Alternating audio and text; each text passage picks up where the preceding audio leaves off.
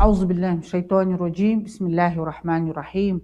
Урматтуу момун мусулмандар, бүгүн мен сиздер менен Рамазан айынын, орозонун касиеттери жөнүндө сүйлөшкүм келип атат. Бул ай жөнүндө Курани Каримде Бакара сүрөсүнүн 185-аятында Аллах Таала мындай деп айтып атат. Аузубиллахи Бисмиллахир-рахманир-рахим. Шахру Рамадан аллази унзила фихил Кур'ан худан линнас. Рамазан айы бул айда адамдарга туура жол болуп, ушул туура жолдун жана жакшы менен жаманды ажыратуучунун ачык далилдери болуп көрсөтүлүп Куран түшүрүлгөн бардык адамзатына.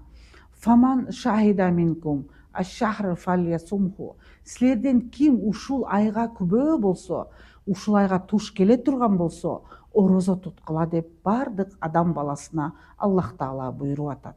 Ваман кана маридан.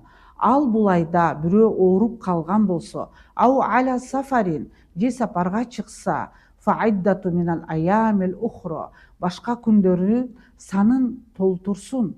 Ушул орозодо ооруп калган болсо, же болбосо сапарга чыгып оозун ачкан болсо, күнүнө күн тутуп берсин деген. Юридуллаху бикумул юсра ва ла юриду бикумул усра.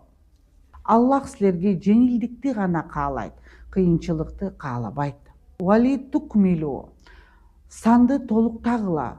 Вали тукаббиру Аллаху аля ма хадакум ва лааллакум ташкурун. Силерди туура жолго салган үчүн Аллахты улуктагыла, урматтуу момун мусулмандар. Мүмкүн силер шүгүр келтирерсиңер.